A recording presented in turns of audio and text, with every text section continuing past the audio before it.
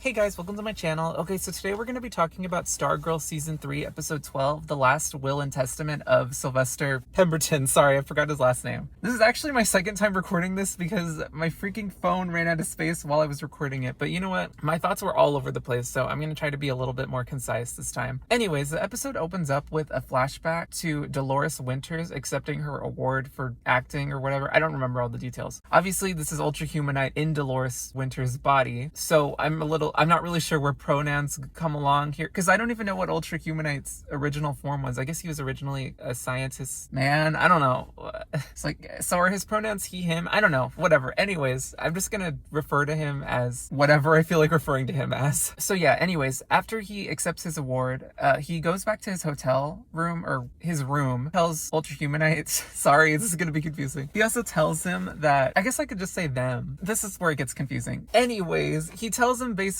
that he can tell that Dolores is acting and putting on a mask, although I don't think he knows fully what he doesn't know how right he is when he says that. But anyways, Ultra Humanite strikes him down with the trophy and, murders him. And that's when Dr. Ito shows up, aka Dragon King, who we haven't seen in a while actually. Although this is a flashback, so it doesn't really count. But anyways, Ultra Humanite shows him a picture of an albino gorilla and tells him that that's the new form that he wants to take. So after that, we cut back to Courtney, who's worried about Artemis since, she lost her parents, and Sylvester, who is insisting on taking down Icicle. Barbara says that she knows that Icicle's bad news and she doesn't trust him even for a little bit, and that she knows that he killed the Crocs intentionally, like it was not self-defense. But anyways, Sylvester, why do I keep saying but anyways? But as it turns out, Sylvester isn't actually home, and he left a note for them, but he also left the staff and his costume, so seems like he's not trying to pick a fight, at least at this moment. But he leaves a note saying that he is going to take care of a few things. So we cut to Artemis, who's visiting her parents' gym. Sylvester shows up.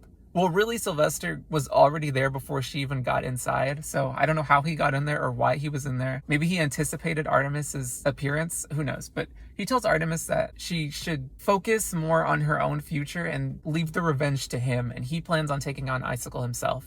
Because ultimately that's what her parents wanted the most, was for her to have a happy future. So that was actually kind of sweet of him. I guess we'll examine more of that later. We had cut back to Rick, who's at home staring at the mirror, reflecting on everything that's been going on. I mean, I assume he's just kind of staring at the mirror silently. But he takes off his hourglass and everything starts to get really bad for him. Like, he starts to get really dizzy.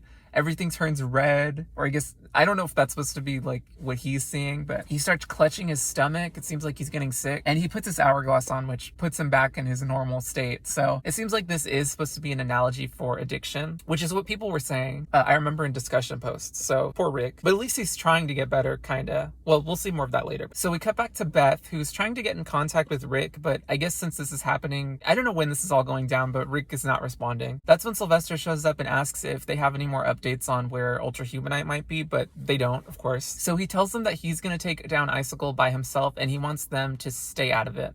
Yolanda says that they need to help because Cameron and the grandparents are going to be there, and they're not just going to let him take down Icicle. But apparently, Cameron and his grandparents are actually going to a vigil for his art teacher, Mr. Dysinger, who's been missing, quote unquote. We know the truth. I don't know if Lily's ever going to confess, or the grandpa, actually, because he was there too. I don't know, but yeah, anyways, they're not going to be there, so it's the perfect opportunity to take down Icicle. And that's when Sylvester tells them that he wants them to find a mentor. No, not a mentor. He wants them to find someone to pass down the torch to, because while there were Justice Society members that had family who were going to remember them after they've passed, a lot of them didn't have anybody, like Sylvester himself. He wants the Justice Society's memory to live on in people's minds, and therefore he wants them to eventually pass down their costume, or not costume, their legacy, I guess. You know what I mean? Like how Courtney is Stargirl now. And Beth's like, you sound like you're gonna die. Yeah, there's a lot of death flags for Sylvester this episode. I mean, the episode title itself, but he says that he's gonna be fine. So after that, we cut back to Mike, Jakeem, and Cindy, who are in the ISA meeting room. And Jakeem asks about Cindy, like, well, I think it's Jakeem. It's either Jakeem or Mike. They're asking Cindy about what's been going on with her. No, it was Jakeem for sure. And she just tells them what we already know, that she's been experimented on by her dad.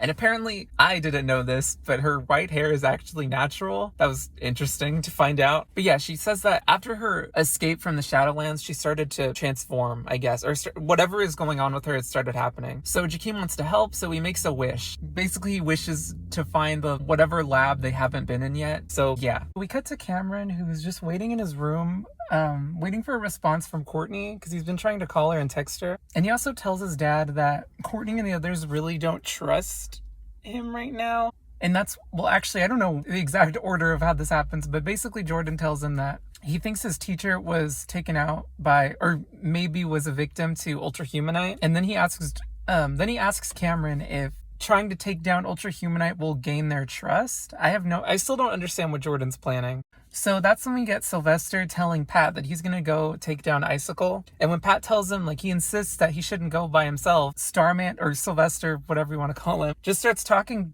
down to Pat, just telling him that he was useless. Okay, I don't know if he says useless, but he says that he was a loser and he was the laughingstock of the Justice Society and he's not helpful at all. And even tells them that he's the reason that the Justice Society died that day.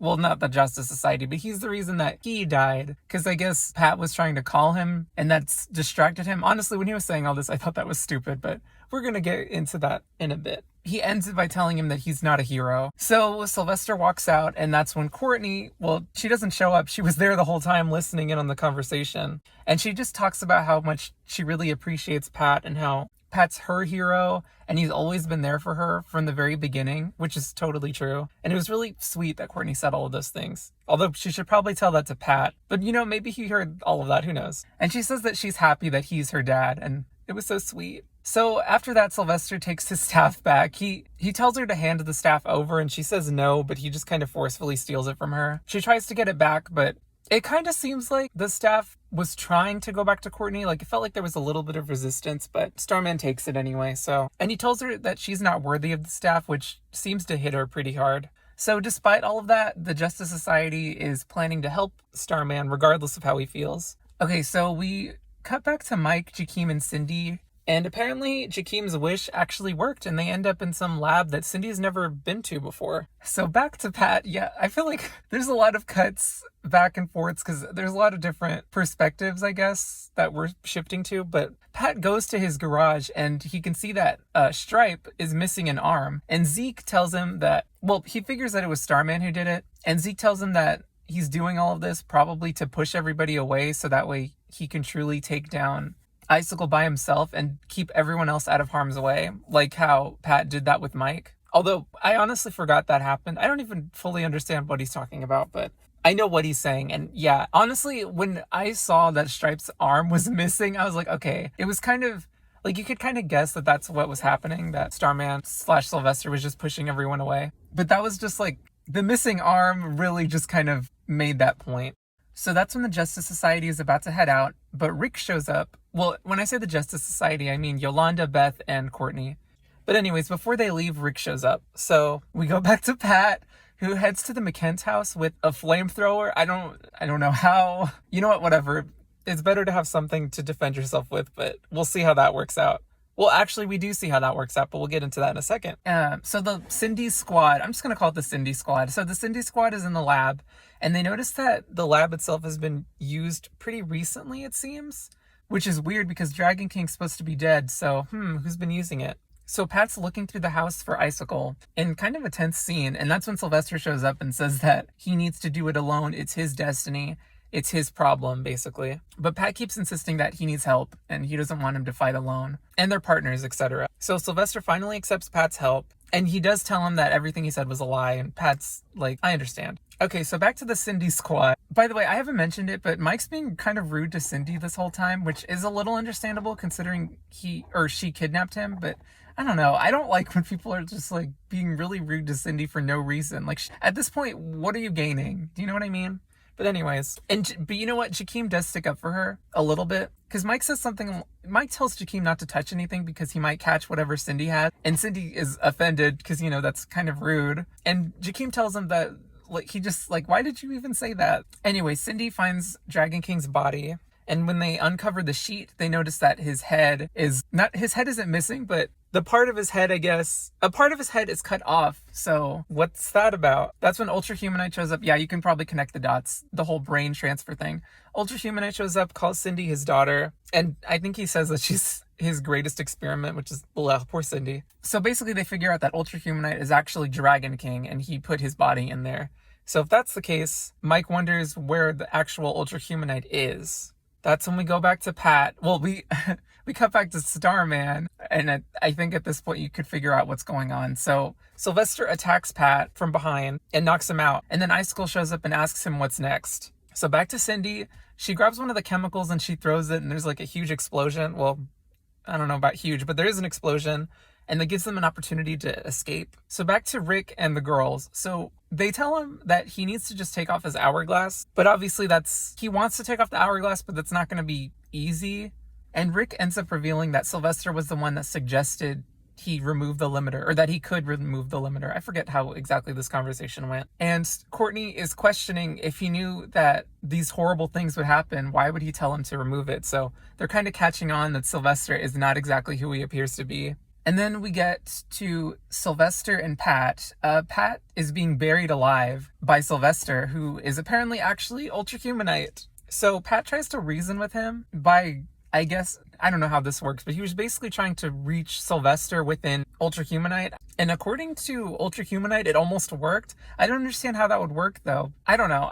I mean, that's kind of stuff is like a common trope in shows and stuff, where somebody who's being taken control of, they try to they try to reach them, like what's left of them, to get them to snap out of it, I guess. But in this case, it's not like Sylvester's there. Sylvester's dead. It's just his body. He transferred his brain in there, didn't he? I don't know. That's what I'm saying. This whole thing's a little weird. I don't know why he thought that would work, but it doesn't work. But apparently it almost did work. Anyways, moving on. Ultrahumanite basically explains his entire plan. He kind of goes over everything that happened this season and last season, because you know what? I'll talk about this in a bit, but he goes over everything that he did, how he talked to different people, why he told people certain things, like why he told Beth to kind of cut her parents out. Not cut her parents out, but get her parents out of the way, or keep her parents out of the whole situation. Well, he kind of pushed Yolanda to fight Cindy. He told Rick to take off the limiter, and why he himself kind of pushed Cindy away, because he figured that she would be able to figure it out. But yeah, he just goes over his entire plan while he's burying Pat. And that's kind of how the episode ends, with Pat being buried alive. So I'm going to go ahead and talk about this for a little bit. We see the preview for the next episode, which according to, I don't know what you'd call it, but the episode questions who will survive, or it asks the question, who will survive? I don't see who would die. I mean, I feel like none of the good guys would die, because who would die where it would make sense for them to die at this point? Like the Justice Society? No. At this point, like, I feel like there's been no build up to anyone dying except for Sylvester, and I think that was all just for the surprise that he's actually Ultrahumanite. So I think the only people that are likely to die are the villains. But you know what? I didn't think the Crocs would die, and they did. But they had a huge death flag at the beginning of their episode. I don't know. We'll see. We'll have to see. But there's going to be a fight. Obviously, it's the season finale. Oh, yeah. Okay. The CW is calling this the season finale, but isn't this the series finale? Like, we all know the truth. Come on. But yeah, it looks like Cameron, I saw some ice powers. I don't know if Cameron's going to be involved. I kind of hope he is. We'll have to see. I hope he chooses the side of the Justice Society. He has to at this point. I don't think Cameron would stand with his dad after everything he's doing right now. He was kind of with him before, because he said that he was changing for the better, but I don't know. I don't believe it. Or I don't believe that he would team up with Icicle after everything that's going down, or everything that's about to go down. But yeah, this whole Ultrahumanite reveal really changes everything. I'm actually kind of glad he explained things a little bit. I know sometimes when sometimes when they go over a plan, it's kind of, I feel like it can be annoying when like a villain goes over their plan and explains like everything in detail. I know some people like that stuff. So I kind of like it. It just depends on the situation, I guess. But in this case, I kind of liked it, because I was a little confused as to why he was doing the things he was doing. Because, okay, it makes sense, like, why he was giving people weird advice. The Beth thing, I feel like that wasn't that weird. To me, that made sense. You know what? And maybe that's what made this so convincing, because what he said to Beth made sense. Because he said that he wouldn't want families are could be in danger, and he wouldn't want his family to get hurt. I forgot.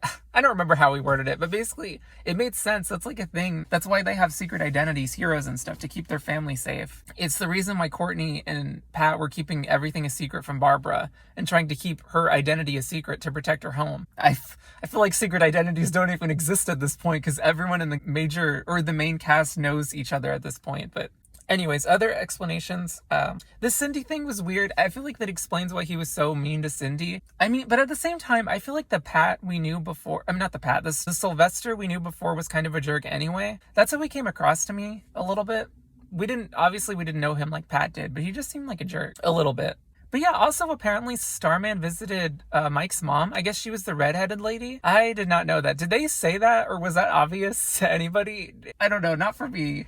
I did not realize that until he mentioned it. But yeah, now I'm curious about the whole season, because now I kind of want to rewatch to see, like, even though he did explain it, he didn't explain everything. Like, he didn't say why he destroyed the barn, although it's kind of obvious in hindsight. Or not in hindsight. Well, yeah, in hindsight. It's obvious now why he did it, but it would be interesting to see it. Because at first I was like, why would he get angry and just blow up the barn if Icicle was alive? Like, why would he even care? I mean, if he's in the role, according to Ultra Humanite, he was like really in the role. So I guess he really was feeling what Sylvester was feeling. I don't know. But if you remember, he was on the call with Beth. So it would make sense if he just like screamed and blew that up. Like, of course he'd be upset to find out Icicle's alive. Or was he calling Courtney? No, I think he was talking to Courtney.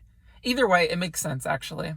But yeah, this really does change everything, and I am curious what scenes are recontextualized. Also, I guess we can thank Ultra Humanite, though, because he did help stop Eclipso, so you know what? Maybe he's not such a bad guy. I'm just kidding, but he did one good thing, I guess. But yeah, I actually really liked this episode. I'm glad things are kind of wrapping up. Like, I guess it's all happening a little quickly. Like, Rick wasn't even in the last episode, but I'm glad we're getting more from him. I guess we're not going to find out what happens with Grundy. I don't think that's going to be a thing anymore. I mean, maybe it will. I doubt it. It hasn't been brought up since episode, 3? I don't know. It's been a long time since we heard about Grundy. But, ooh, I'm so excited to see the next episode. One thing I like about one thing I like about Stargirl's villains is that they're all really, like, I'm excited for them to get taken down. Because they aren't sympathetic at all, I don't think. I guess Icicle's kind of sympathetic in that you feel bad that his wife died? I don't know. Most of the villains in the show are not sympathetic, in my opinion. The only ones that are usually the ones that get redeemed, or, well, yeah, they have some kind of attachment that would serve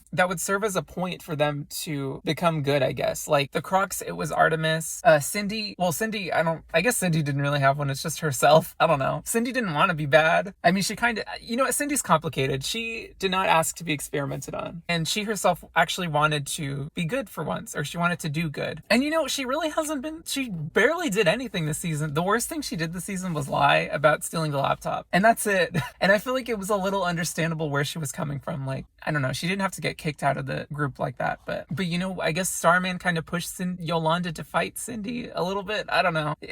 Yolanda already wanted to do that, so he didn't have to do much pushing, let's be honest. Yeah, this was a good episode in my opinion. I'm not sure how I feel about the whole Starman is actually Ultra Humanite twist yet. I mean, right now it's like, whoa, I feel like I still need to process it. Plus, I don't. But yeah, that's it for this episode. My phone is gonna die, so I think this is it for now. Thank you guys for watching. I'll be back with the final episode of Stargirl. Anyways, goodbye.